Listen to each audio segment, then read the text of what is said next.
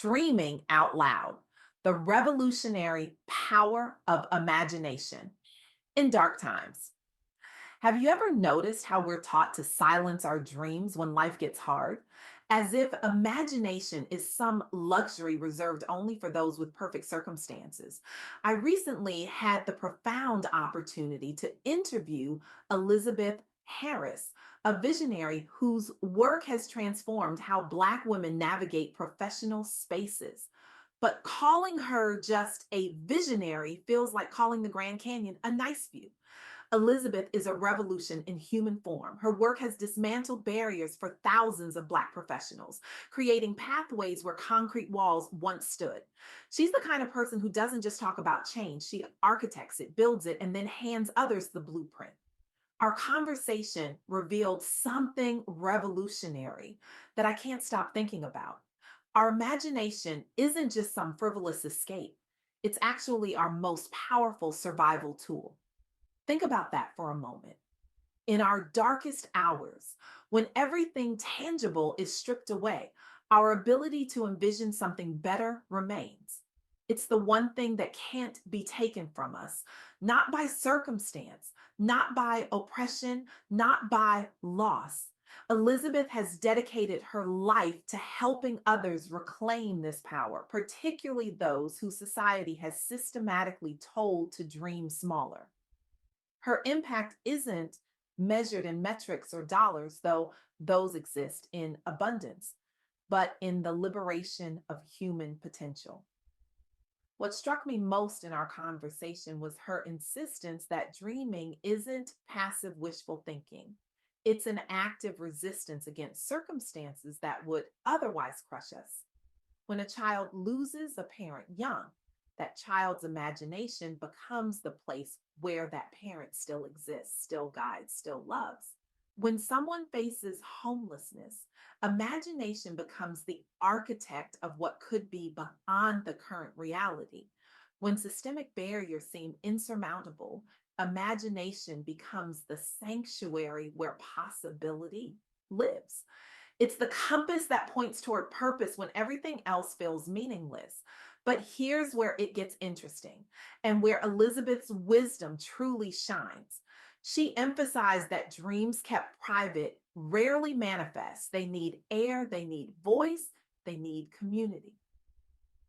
A dream spoken only to yourself, she told me, is like planting a seed in a dark closet and wondering why it doesn't grow.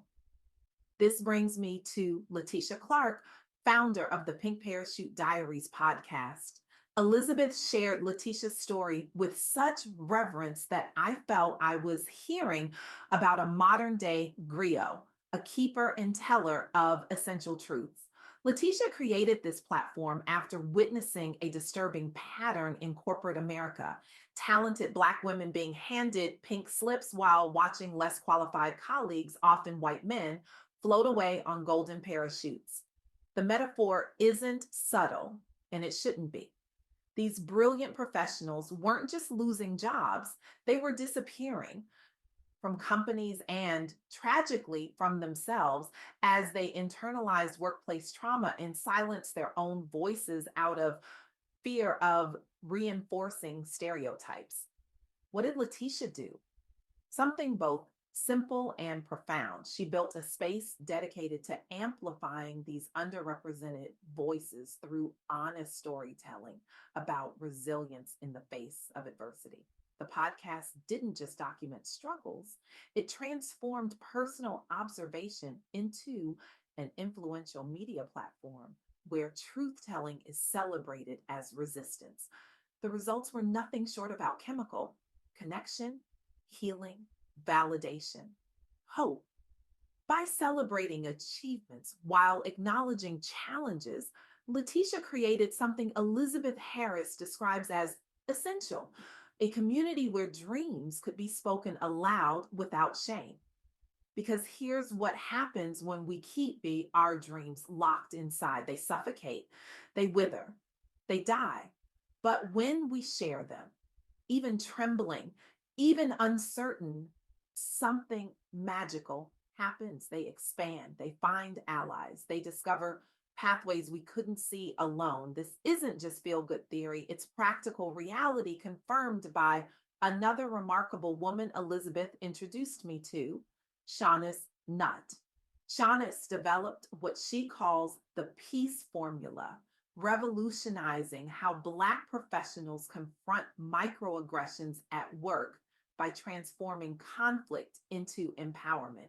Think about the impossible choice many face daily: remain silent about mistreatment and suffer internally, or speak up and risk being labeled difficult or angry. It's a lose lose proposition that erodes dignity either way. Shaughness refused this false choice. She combined lived experience with intellectual rigor after years navigating corporate spaces where her presence was questioned, creating a structured framework empowering individuals to respond intentionally rather than reactively. The formula became widely adopted among professionals seeking agency over their narratives at work. But what's most remarkable is how it shifted power dynamics across organizations by equipping marginalized employees with tools for self advocacy.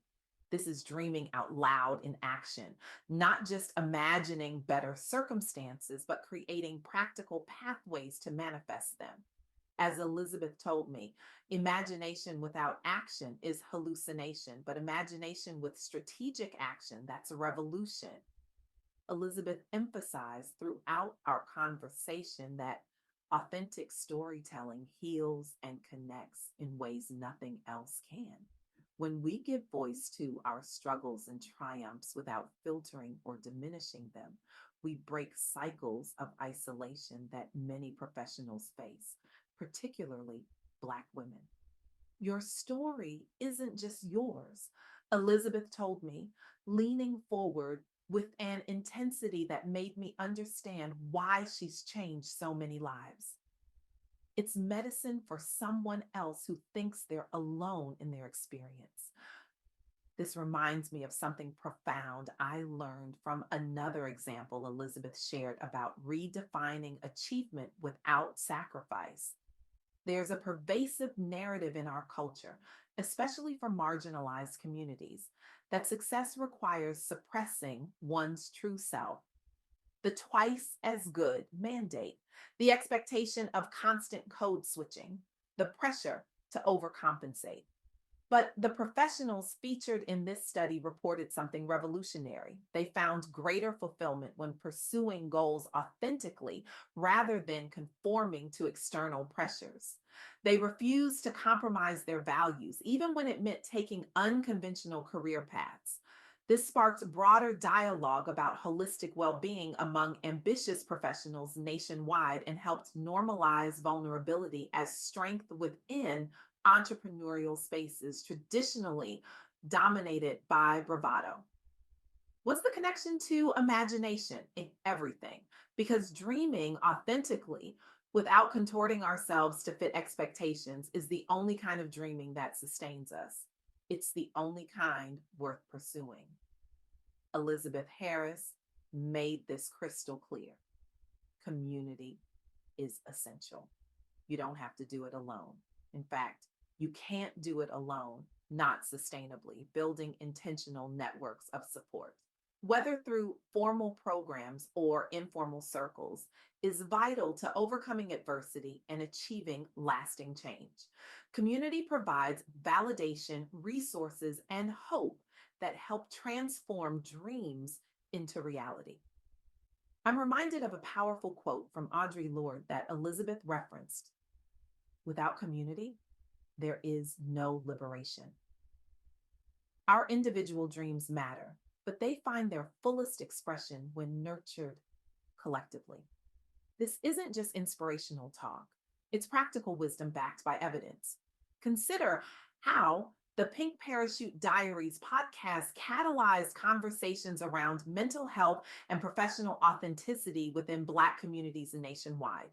One platform, created by one woman who refused to accept the status quo, sparked healing for countless others.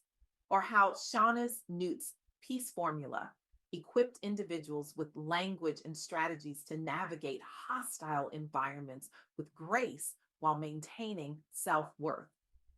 One framework developed by one woman who channeled her pain into purpose shifted power dynamics across organizations. These aren't just nice stories, they are blueprints for possibility. So, what does this mean for you, for all of us? It means that your imagination, especially when circumstances feel suffocating, is not escapism. It's your birthright, your superpower, your path forward. It means that sharing your story openly without shame or fear isn't self indulgent, it's revolutionary, it's medicine, it's how cycles break. It means that building community isn't optional, it's essential. It's how dreams survive long enough to become reality. Elizabeth Harris's work reminds us that even in systems designed to exclude, even in circumstances that seem hopeless, our capacity to envision something better remains our most potent form of resistance. But here's the challenge I leave you with today. What dream have you kept hidden because life felt too heavy? I want you to consider right now the cost of that silence, not just to you, but to all of the people who might be transformed by your voice, your vision, your courage to imagine differently. Today, I dare you to make a decision. Will you continue to let your dreams die in the dark of your mind, or will you give them the oxygen they need to grow? This isn't about blind optimism, it's about strategic hope.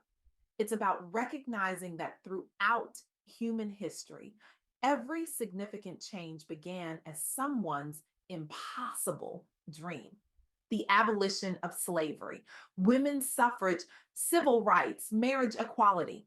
None of these realities existed until someone dared to imagine them first. Your dream, yes, yours, carries that same potential. So speak it, write it, sing it, paint it, build it, share it.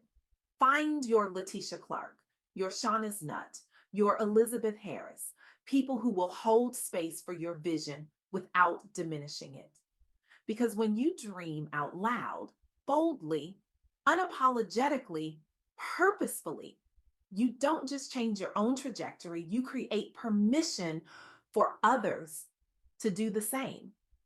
And that ripple effect, that's how revolutions begin, not with grand gestures, but with brave voices saying, I imagine something better, and I refuse to keep that vision to myself.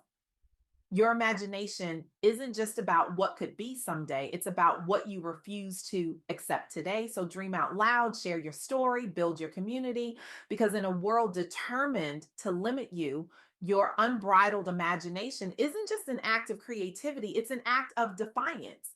And that defiance, that courage to envision beyond boundaries, just might be the most revolutionary power we possess. The world is waiting for your voice. Not tomorrow, not when conditions are perfect.